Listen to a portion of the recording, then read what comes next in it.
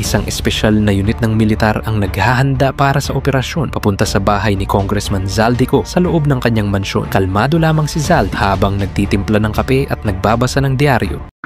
Sa isang artikulo, binabanggit ang libo-libong pamilya na hanggang ngayon ay naghihintay ng proyekto sa flood control, ngunit tila hindi niya pinapansin ang usapin. Pagdating ng mga sundalo, ipinakita nila ang warrant sa gwardiya ng gate at tahimik na pumasok sa gusali. Pinagmamasdan lamang sila ni Zaldi habang umiinom ng kape kahit nagsimula na ang paghahalughog ng mga sundalo at dinala siya sa istasyon ng pulis na natili siyang kalmado. Kinagabihan, habang nanonood ng balita si Miguel, isa sa mga sundalo, narinig niya mula sa anchor na ipinatawag si Congressman Zaldico upang magpaliwanag tungkol sa di umano'y panlalamang sa pondo para sa flood control projects. Nag-init ang ulo ni Miguel at pinigilan niya ang sarili habang pinapatulog ang kanyang anak. Nang magising ito, nagtanong pa kung totoo bang si Daddy ang umaresto sa congressman. Ipinagmamalaki pa niya ang ama niya. Kinabukasan, humarap si Miguel sa investigasyon kay Zaldico. Tahimik lamang si Zaldi at sinabing hindi siya magsasalita ng walang abogado. Paalala ni Miguel na higit 2 bilyong piso ang nawalang pondo para sa mga proyekto sa flood control. Ngunit mariing sinabi ni Zaldi na walang mali sa mga ulat at kung may kakulangan man sa mga proyekto, kasalanan iyon ng mga naunang opisyal. Tinatanong ni Miguel kung paano nakakatulog si Zaldi sa gabi. Alam niyang ninakawan niya ang bayan at pinabayaan ang maraming pamilya sa baha. Ngumiti lang si Zaldi, ngunit pinaplay ni Miguel ang isang audio recording kung saan malinaw na naririnig ang boses ni Zaldi na naguutos na kanselahin ang operasyon laban sa kanya, suhulan ng Korte Suprema, bayaran ang sinumang kailangan at patayin ang mga tatanggi sa pera. Dumating ang abogado ni Zaldi. Sinabihan ang unit ni Miguel na magpahinga muna dahil pagod na pagod sila. Tinanong ni Miguel kung makakalusot ba ang congressman, ngunit malakas ang ebidensya laban dito. Kinagabihan, dumating ang dating asawa ni Miguel para makipagkita at magpasalamat sa pag-aalaga sa anak nila. Napag-usapan nila ang laban sa soccer na gustong panoorin ng bata. Sabi ni Miguel, doon na lang sila manonood sa bahay. Ngunit pumayag din ang ina na dalhin niya ang bata sa stadium. Samantala, sa loob ng kulungan, kumakain ng sushi si Zaldi na dinala ng kanyang abogado. Tinanong niya kung naiintindihan ng mga tao na inosente siya. Tumango ang abogado at nangakong kapag nakalaya siya, sisimulan nila ang paghihiganti sa mga kalaban niya. Samantala, inutusan ng pinuno ng espesyal na unit ang mga sundalo na tumulong sa paglilipat ng mga pamilyang nakatira sa delikadong lugar na madalas bahain. Tumutol si Miguel dahil hindi yun saklaw ng kanilang tungkulin, ngunit pinutol siya ng hepe. Umalis ang mga sundalo at sabi ng kasamahan ni Miguel na kaya na niya iyon mag-isa dahil may lakad si Miguel kasama ang anak niya. Tumakbo si Miguel, huli na sa tagpuan nila, ngunit nagdala siya ng t-shirt ng Brazil para sa anak niya. Nagpicture pa silang mag-ama bago pumasok sa laban. Habang naglalakad ang mga tagahanga, biglang sumabog ang mga paputok. Pero kasunod nito ay may tunay na putok ng baril. Tinamaan ang anak ni Miguel. Mabilis niyang binuhat ang bata papunta sa ospital, pero kulang ang mga doktor doon. Hindi agad nasimula ng operasyon at namatay ang anak niya sa kanyang mga bisig. Ilang sandali pa, dumating ang ina ng bata at magkasama silang umiyak. Habang nagluluksa si Miguel, lumabas ang balita na pinalaya si Congressman Zaldico sa kabila ng matibay na ebidensya laban sa kanya. Makalipas ang ilang araw, dinalaw siya ng kaibigan niyang kasamahan sa unit. Sinabi nito na ginawa na niya ang lahat para alamin kung sino ang bumaril sa bata, pero walang malinaw na nakitang suspect. Maaaring galing sa kahit saan ang bala, ngunit sigurado si Miguel hindi ligaw na bala iyon. Dagdag pa niya, hindi man lang sinubukan ng ospital na iligtas ang anak niya. Simpleng pagdurugo lang ang ikinamatay nito. Hinimok siyang magbakasyon ng kaibigan, ngunit umiiyak lang si Miguel habang nakikinig ng musika sa iPod ng kanyang anak. Sa isang press conference, buong kumpiyansang sinabi ni Congressman Zaldico na wala siyang dapat ikatakot dahil anya ang kapakanan ng bayan, lalo na sa mga proyekto laban sa baha, ay palaging nasa puso ko. Dagdag pa niya, ang mga nagkakalat ng intriga laban sa kanya ay nagbibigyan lang daw sa kanya ng inspirasyong ipagpatuloy ang kanyang misyon, at tiniyak niyang hindi niya bibiguin ang taong bayan kapag siya na raw ang susunod na presidente. Sa kabila ng mga pahayag niyang iyon, nag-alsa ang mga tao. Nagsimula ang mga kilos protesta sa mga lansangan. Habang tumatakbo sa umaga si Miguel, napanood niya sa malaking screen sa harap ng tindahan ang press conference ni Zaldi. Isang bato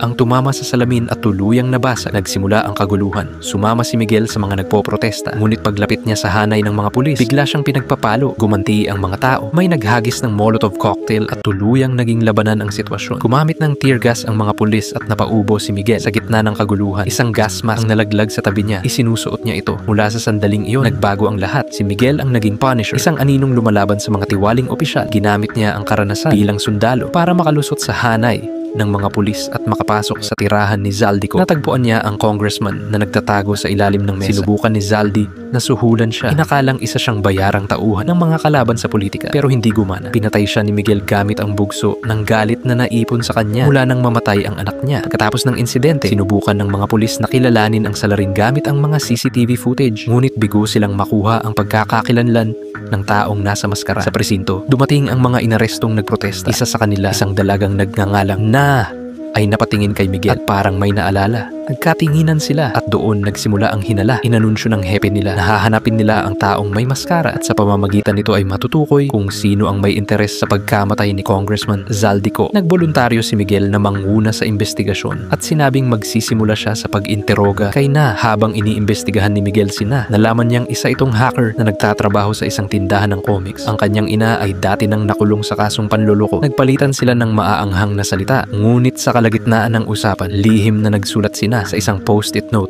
ng nakikita kita. Sa kanya binanggit na may hawak siyang video bilang ebidensya sa kanyang cellphone. Samantala, ang mga kasabwat ni Zaldico ay nag-uusap tungkol sa kung sino ang ipapalit sa kanya sa nalalapit na halalan. Habang kumakain ng karne at nagbibiro, iminungkahi ng pinunong si Romualdez na itakbo ang kanyang anak sa posisyon dahil ito lang daw ang malinis at walang record. Nagbanta pa siyang kapag may tutol, kaya niyang ipapiit ang mga ito gamit ang koneksyon sa mga kapangyarihan. Wala nang nangahas tumutol. Samantala, nahanap ni Miguel ang cellphone ni Na sa mga kumpisgang gamit. Pinanood niya ang mga video at napagtanto niyang totoo ang sinabi ng babae. Pinakawalan niya ito, bagay na ikinagulat ng kaibigan niya dahil labag iyon sa utos. Paglabas ni Na, bumalik siya sa trabaho at naghanap ng impormasyon tungkol kay Miguel sa internet. Nang pauwi na siya, sinundan siya ni Miguel at hinarang ang sasakyan. Inalok siyang makipag-usap, ngunit tumanggi si Na hanggang sa nagbanta si Miguel na isisiwalat ang ilang sensitibong impormasyon tungkol sa kanya. Ipinaliwanag ni Miguel na kailangan lang niya ng mga pangalan ng mga taong kasangkot sa katiwalian ni Zaldico. Gumamit si Na ng kanyang hacking skills para pasukin ang laptop ng congressman at nakuha ni Miguel ang listahan ng mga kasabwat. Mula roon,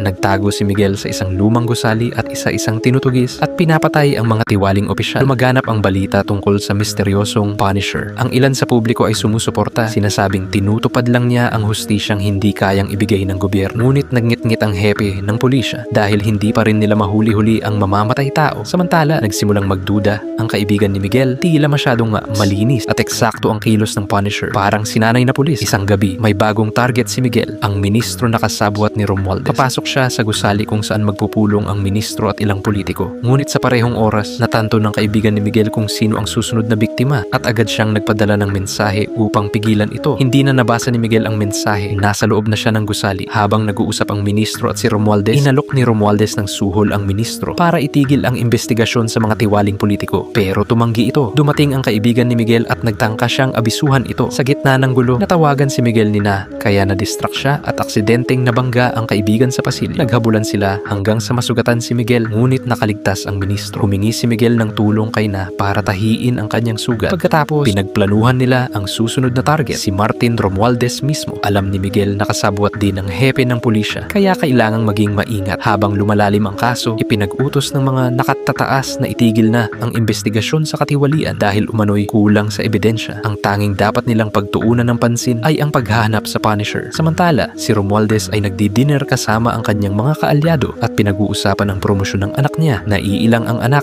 at naglabas ng kaba. Umalis ito sa silid. Sinundan siya ng ama. Ngunit sa oras na yon, nandoon na si Miguel, nakatutok sa kanya. Biglang niyakap ng anak ang ama at doon tumama ang bala. Ang anak ang namatay. Ginamit pa rin ni Romualdez ang trahedya para umani ng simpatya at tumakbo sa halalan. Habang nangyayari ito, nalaman ng mga tauhan ni Romualdez kung saan nagmumula ang signal ng hacker na tumutulong sa Punisher. Pumunta sila sa tindahan ni Na, ngunit wala siya roon. Nasawi ang kanyang katrabaho. Pagbalik ni Na, nakita niyang duguan ang kaibigan at agad siyang tumakas. Mula noon, minanmanan na siya. Dumating ang dating asawa ni Miguel sa kaibigan nito. Nag-aalala dahil biglang naglaho si Miguel. Nabigla ang kaibigan dahil sinabi ni Miguel na ilang beses na raw niyang nakita ang anak nilang patay na. Noon niya napagtanto, si Miguel nga ang Punisher. Sinundan ni Na ang mga tauhan ni Romualdez nang hindi niya alam na dinadala na pala niya ang mga ito kay Miguel. Nagkaroon ng barilan. Napatay ni Miguel ang lahat maliban sa isa at ginamit niyang bihag si Na. Inalok siya ng kasunduan. Papatayin niya si Diskaya, karibal ni Romualdez, sa panahon ng debate. Kapalit nito, palalayain daw niya si Na. Nang dumating ang kaibigan ni Miguel sa lumang gusali, wala ng tao maliban sa iPod ng anak ni Miguel. Doon niya tuluyang nakumpirma ang katotohanan. Sa mismong debate, nakaposisyon na si Miguel para patayin si Diskaya. Ngunit dumating ang kanyang kaibigan